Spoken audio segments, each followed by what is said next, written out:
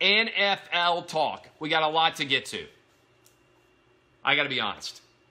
That's the most depressed I have ever seen myself feel after an opening game. First of all, it went on for like 48 hours. All right, the Titans-Dolphins game lasted for 48 hours. It went way too long. Titans were awful. I don't know what's going on with Mariota, but I'm convinced that it's going to be like some elbow, like ulnar issue. You know, all these ligaments that I don't really know what they are, or he's going to have Tommy John surgery. That was one of the worst performances I've ever seen. One of the worst performances I have seen. Mike Vrabel, the new head coach, had no idea what he was doing. He was on the sideline, didn't know when to challenge, didn't know what was going on.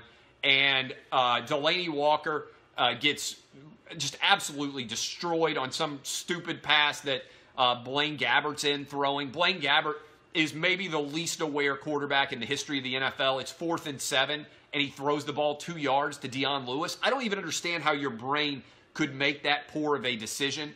He also just, he's awful. I can't stand watching him. If Mariota's actually hurt and Blaine Gabbert is the quarterback for the rest of the year, I'm just saving the 45 hours of Titans going 2-13 and not even watching those games. I'm telling you right now. Other big takeaways.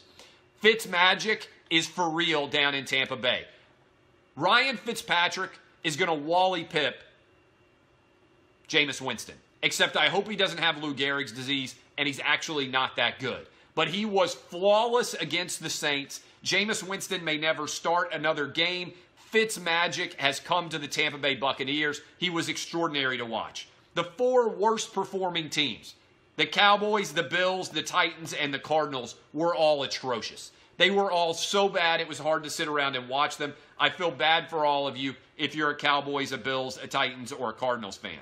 The Packers. How about Aaron Rodgers? The dude goes off on a cart, and then he comes back. I've never seen a guy go off on a cart and then come back and lead his team back from a 20-0 deficit. You want to talk about the difference between the best quarterback in the NFL and one of the best defensive players. It is this.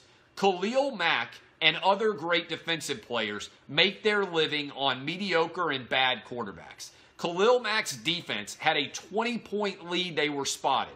And they couldn't keep Aaron Rodgers from coming back despite the fact that Khalil Mack is making $23 million a year.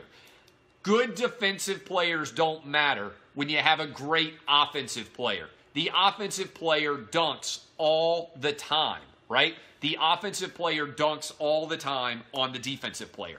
Patrick Mahomes and Tyreek Hill, if you are a Kansas City Chiefs fan, it's early, could be one of the best young wide receiver and quarterback tandems we have seen in this league in a long time.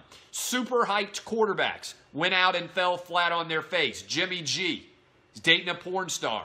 Everybody's like, oh, Jimmy G's going to be incredible. Got his ass kicked by the Minnesota Vikings. Deshaun Watson. Everybody. Jalen Ramsey's like, he's going to be MVP of the league one day. He goes out and he gets dominated by 41-year-old Tom Brady, who's out there throwing to a bunch of intramural wide receivers, and Rob Gronkowski's got 4 dudes on him, and they still can't stop him. The Browns get a tie after Le'Veon Bell puts out an emoji tweet, which I don't even understand. The Mr. Peanut emoji, I don't even know what's going on there. I feel like such an old man when I see emojis go up, and I have to say, I got to talk about this emoji. I got to make sense of this emoji. What does this emoji mean? Do you remember the Eli Manning skit where he was doing the testimony? He had to explain all the emoji faces and what they meant on the witness stand. I got no idea what the Mr. Peanut emoji means. I will tell you this. Ben Roethlisberger was awful, threw a lot of interceptions. The Steelers were atrocious. I'm not a big believer in the Steelers. They got a really tough next 4 or 5 games. I'm not sure they have much to come from there. Saquon Barkley was good from 68 yards. He's going to be a stud for the Giants this year. And Andrew Luck looked like vintage Andrew Luck. I loved everything that he brought to bear.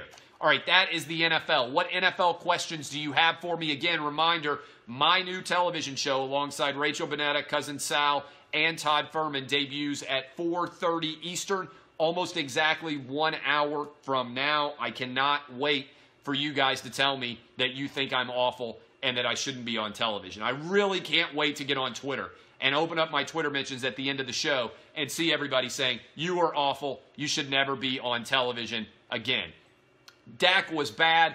Dak has just regressed to the mean. Think about this for Dak Prescott with the Cowboys. When he took over for Tony Romo, Romo never had Ezekiel Elliott. He had Jason Witten, and he had Des Bryant. He had that offensive line. There was a good foundation there.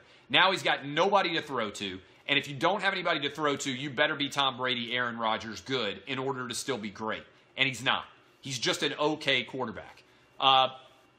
Betting on tonight's games. Watch Lock It In. That's what you call a tease, boys and girls. Watch Lock It In. Yes, I am betting on tonight's games. I'll be giving you my picks there. Browns will win 4 or 5 games.